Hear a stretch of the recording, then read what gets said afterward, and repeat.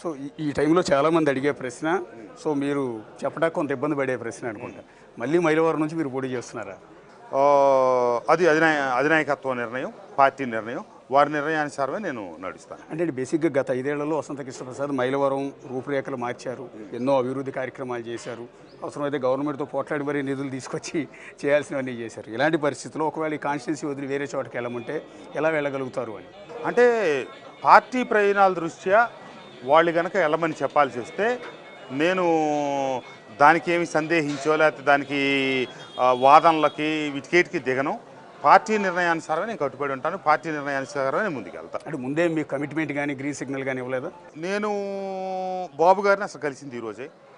నేను బాబు గారిని 2017లో నా కూతురు వివాహానికి ఆహ్వానించడానికి వెళ్ళాను.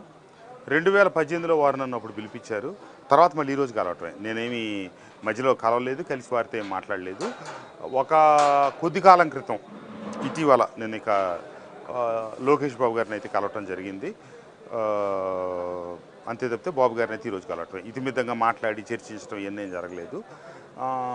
నేను మధ్యలో పెద్ద మనుషులు మాట్లాడినప్పుడు పార్టీ నిర్ణయానుసారం నేను పార్టీ కట్టుబడి ఉంటానని వాళ్ళకి చెప్పడం జరిగింది. అంటే తెలుగుదేశం పార్టీలో ప్రస్తుతం జరుగుతున్న ప్రచారం ఏంటంటే మీరు మైలవరం నుంచే పోటీ చేస్తారు, ఇంతకుముందు అక్కడ పోటీ చేసి ఓడిపోయిన దేవినేనమో పెనమలూరుని పంపించే ఆలోచనలో ఉన్నారు, లేదా ఎమ్మెల్సీ ఇస్తారన్న ప్రచారం జరుగుతుంది. మీకేమైనా ఐడియా ఉంది? నాకేం లేదండి, నా దగ్గర ఆ చర్చ జరపలేదు. ఎందుకంటే పార్టీలో వారి సీనియర్లు వారికి సంబంధించిన అంశాల పట్ల నాతో వారు చర్చించే అవకాశం లేదు, చర్చించడం సబబు కూడా కాదు.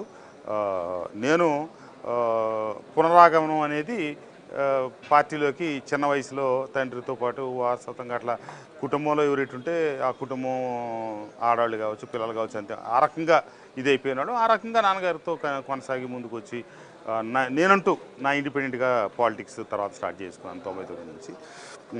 మళ్ళా ఈ రోజున సొంత పార్టీకి తిరిగి వచ్చే అవకాశం వచ్చింది తప్పితే నేను ఉమాగారి రాజకీయ తర్వాత ఏమిటి, వాటి భవిష్యత్తు ఏంటి, వారి మంచి చెడు అవన్నీ అడిగే పరిస్థితి నాది కాదు, నేను అడగలేదు. అంటే ఇప్పుడు ప్రస్తుతం మీరు దేవినేని ఉమాతోనే కలిసి పనిచేయాల్సి ఉంటుంది. మీరు ఇందాక చెప్పారు